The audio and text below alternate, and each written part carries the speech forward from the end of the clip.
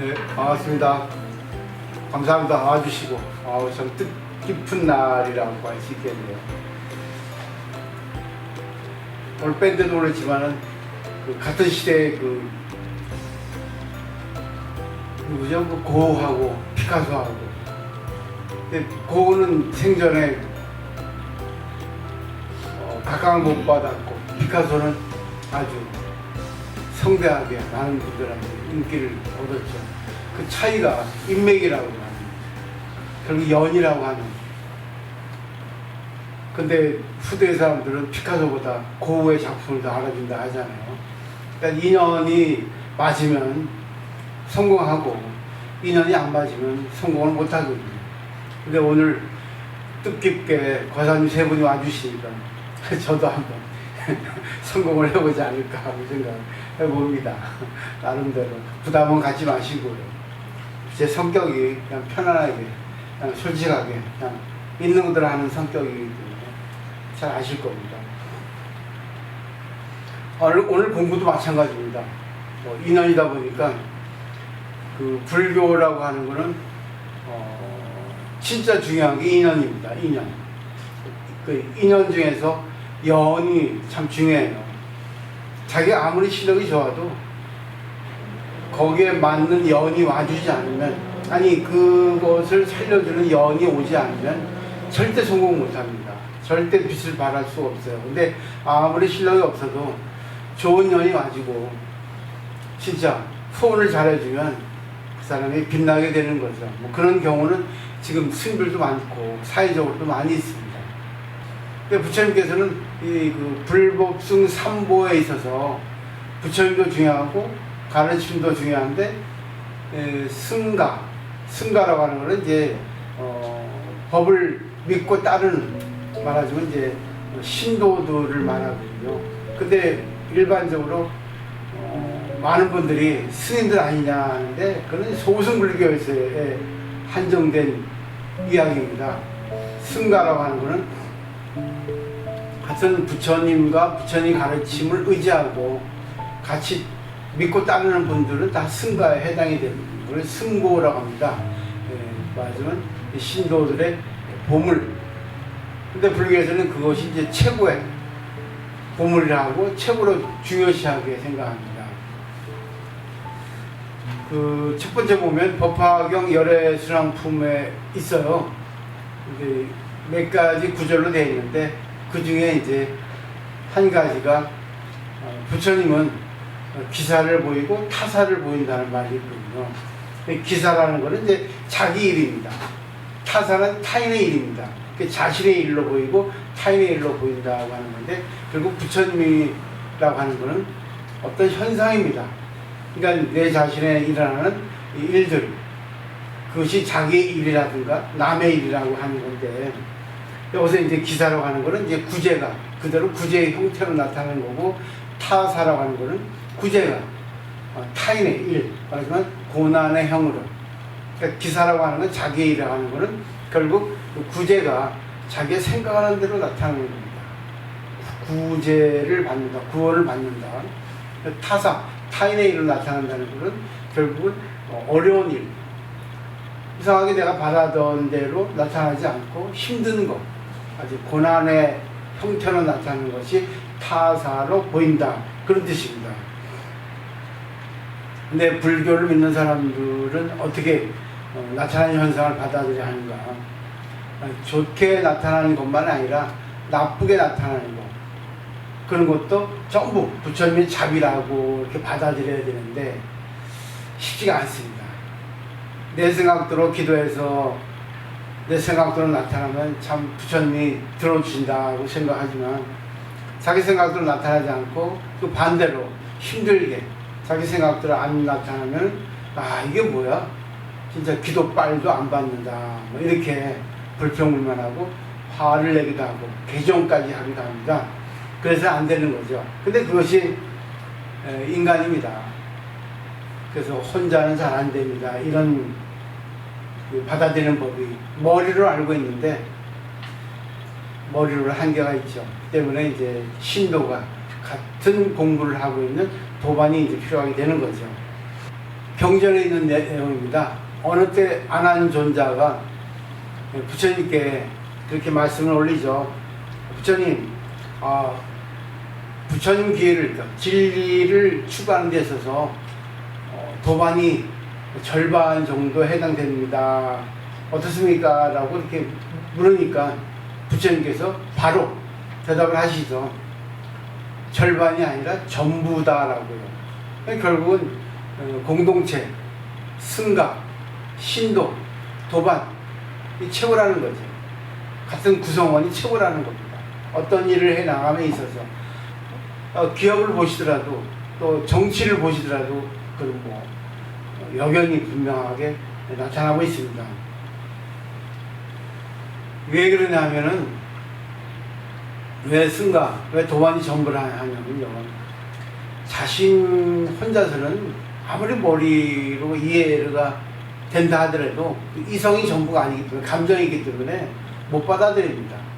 이게 뭐야 하고 불평하게 되죠. 그럴 때 이제 자신의 그 신도 중에 그런 체험이 있다든가 자기보다 더 똑똑하다든가 좀 더 공부를 많이 했다고 생각되는 분들에게 묻거나 또 이야기를 들어보면은 거기서 이제 자기가 몰랐던 지혜를 얻게 되고 자기가 몰랐던 그 깨달음을 얻게 되는 경우가 많이 있습니다. 왜? 신도 중에는 여러 사람, 여러 지혜를 갖고 있는 사람들이 많이 있거든요.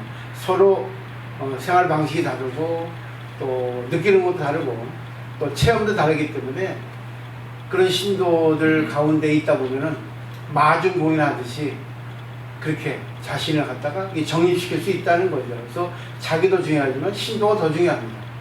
연이 중요하지만이 연이 좋아야지만 성공한다는 거예요. 연 중요합니다. 연 상대죠. 조건이죠. 그러니까 남편이 훌륭한 사람이면 아내는 저절로 훌륭하게 되는 거죠.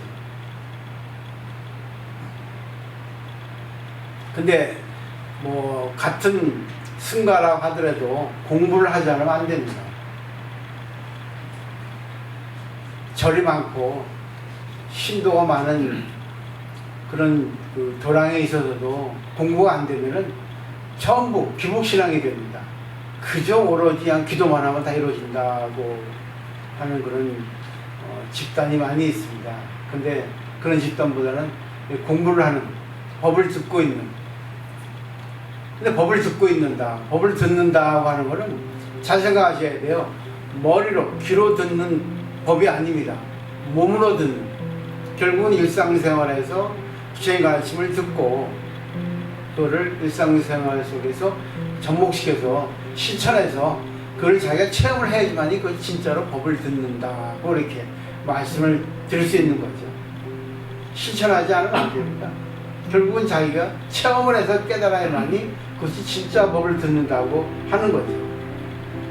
그 다음에 이제 언제나 이제 부처님 같이 있고 싶은, 부처님 같이 있다고 하는 실감을 하게 되는 거죠. 근데 그거는 자기 혼자서는 쉽지 않습니다. 그래서 정정치에 들어가야 된다는 거죠. 정정치는 삼정치 중에 하나로서 바르게 결정된 모임입니다. 진짜 법을 공부하자. 법을 들어서 내가 부처님처럼 되자. 그러기 위해서는 나 혼자 안 되니까 같은 도반들을 만들어야 되겠다. 그리고 상대, 도반에 의해서 내가 정립되고 또 나로 인해서 상대를 정립시켜야 되겠다. 이게 바로 아까 말했던 승가가 전부라는 겁니다. 왜냐하면 그 뒤에 그런 말이 나와있습니다. 팔정도를 알 수 있기 때문에 그렇습니다. 팔정도를 딱 익힐 수 있기 때문에 도반이 필요한 겁니다. 자기는 항상 자기 중심에 잣대 있어요. 이것이 옳다고 생각하는데 대화를 하다 보면은 내 자신의 잣대가 아니다 하는 것도 알게 되고 상대의 잣대에서 내가 좀 바꾸고 가야겠다는 생각도 하게 되기 때문에 그렇습니다. 제일 어리석은 사람이 자기는 옳다, 자기는 최고다 하는 사람이 제일 어리석은 사람입니다. 다 아시는 것들이에요. 근데 머리를 알고 있어도 일상생활에 쉽지는 않습니다. 거기 또 밑에 세 번째 보시면 법화경 방법에 이런 내용이 글이 있습니다. 기불 스팍자 불능 효로차라 하는 건데 이거는 스팍을 하지 않는 사람은 부처의 가르침을 확실하게 깨달을 수 없다는 얘기입니다. 스팍이라 하는 거는 부처님 가르침을 배우고 익힌다. 배우고 익힌다는 것은 결국은 머리로 이해하고 그거를 일상생활 속에서 실천하지 않으면 안 된다는 거죠. 남편을 받들어야 한다고 배우는데 집에 가서는 남편을 무시하면 그거는 뭐 스팍자가 될 수 없는 거죠. 배우고 익힌다. 스팍이라는 건 한문이죠. 그 스팍이라는 거는 써있죠. 부처님 가르침을 회득한다고 하는 거는 이해한다는 거. 그런 뜻이거든요. 그리고 일상생활과 대조해서 실천해보고 끊임없이 이걸 갖다가 반복해서 자기가 익히는 겁니다. 또 불교에서는 인간으로서 최고의 행복이 뭐냐면은 진리 불법을 만나는 겁니다. 아무리 훌륭한 사람이라도 불평불만이 있고 부정한 점은 있습니다. 때문에 행복이라고는 할 수 없어요. 불평불만이 나옵니다.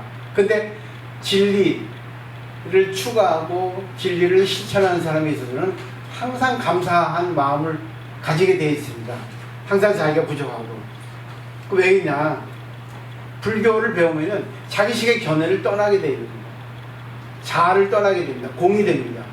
그리고 부처님 지혜에 가까이 가게 되기 때문에 진리를 얻게 되고 행복을 얻을 수 있게 되는 겁니다. 인간의 가장 어리석은 점이 자기는 최고다, 자기는 뛰어나다 하는데 그렇지 않습니다. 비교에 의해서 자기는 최고이지 않을 수 있고 자기의 또 생각의 한계에 의해서 항상 불평불만이 나오면 최고가 될 수 없습니다. 근데 불평불만이 나오지 않는 경우가 있습니다. 왜냐하면 항상 감사의 마음을 할 수 있으니까. 아, 이것이 부족하네. 아, 그래서 감사하다. 부족하기 때문에 조금 더 내가 감사의 마음을 알 수 있다는 거죠. 그 예를 들어서 말씀을 드렸죠. 언제나 불평불만을 말하고 있던 사람이 알고 보니까 진짜 혜택을 많이 받고 있었다는 걸 알게 됩니다. 그래서 불평불만이 없어지는 거예요. 내가 지금 손이 아픕니다. 불평불만입니다. 근데 손이 아픔을 인해 가지고 몸의 전체에 대해서 감사를 하고 있지 않았다는 걸 알게 되는 거예요. 손이 없어도, 손이 불편해도 자기가 다른 것에 감사함을 알게 되면 불평불만은 갑자기 없어집니다.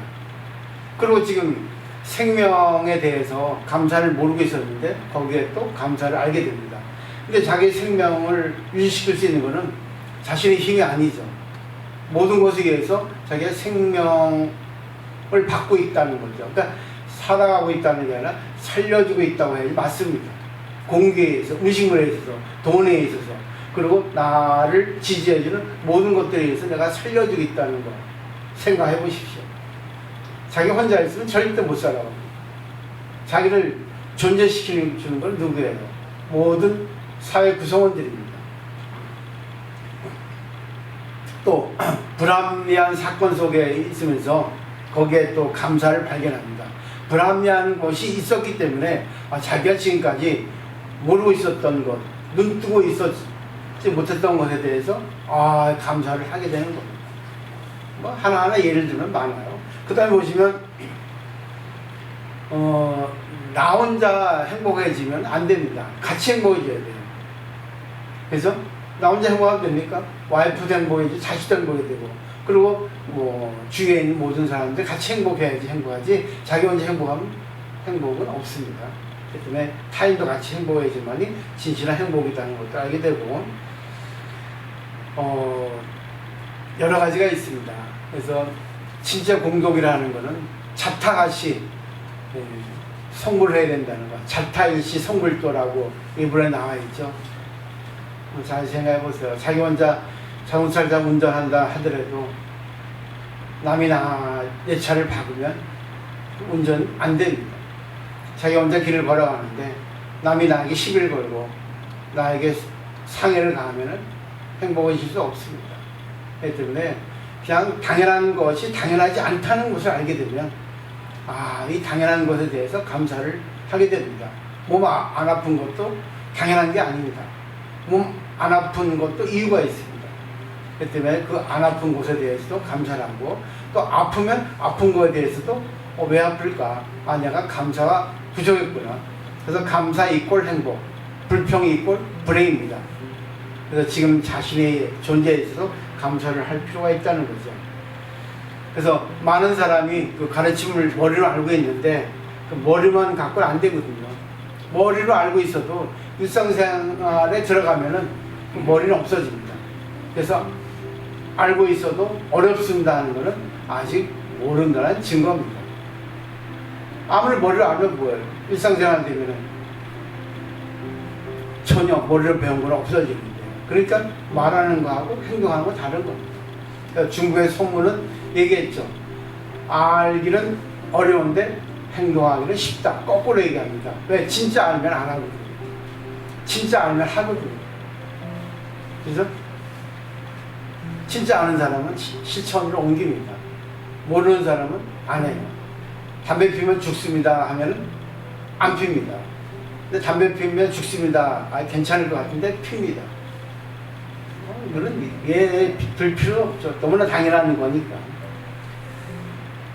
진짜 우리가 공부를 해야 하는 이유가 그럽니다. 당연한 거야. 다 알고 있는 것들이에요. 근데 일상생활에 이걸 갖다가 실천을 할 수 없으니까 공부를 하고 또 공부하고 또 공부하는 거예요. 피아노 악보 볼 수 있습니다. 그 악보를 볼 수 있어도 피아노를 칠 수 없습니다.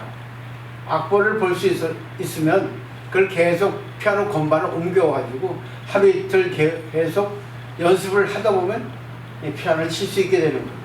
운전도 마찬가지고 사업도 그렇고 모든 것이 하루아침에 이루어지는 건 없어요. 그래서 계속 반복도 반복을 해야 되는 거죠. 그래서 마지막으로 이제 우리가 알고 있어도 그걸 어떻게 조절할 수 있을까? 뭐 아시다시피 작년 2월 달부터 코로나 바이러스가 창궐해서 지금 난리가 나고 있습니다. 근데 어느 정도 뭐 다 이제는 뭐 적용이 됐죠. 그렇지만 아직까지 또 다시 또 심하게 지금 번지고 있습니다. 아실 겁니다. 컨버터블 디스턴스란 말. 이런 쾌적한 거리감입니다. 사이. 쾌적한 거리두기입니다. 나하고 상대하고, 아니 모든 것에 거리두기, 이게 필요합니다. 이게 중도라고 합니다. 중도. 어느 정도 거리를 유지해야 될까? 그래서 바로 컨버터블 디스턴스라 하는데, 이걸 잘 두셔야 되는데 이 거리두기 하기가 참 쉽지 않습니다. 적당히 멀게 가까이 이 거리 유지하는 것이 참 어렵습니다.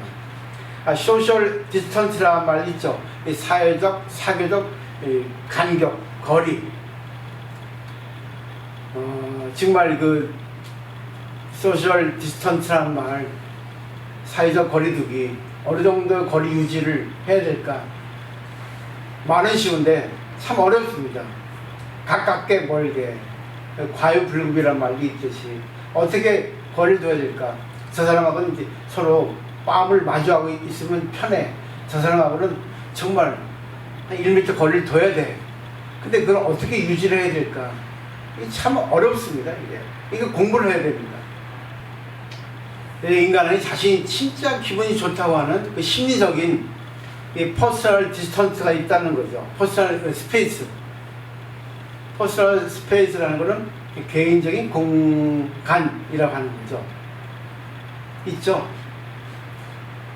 근데 그 대하는 상대의 성별, 대하는 그 상대의 연령, 그 친밀감, 관계에 있어서 그 퍼스널 스페이스가 달라진다 그래요.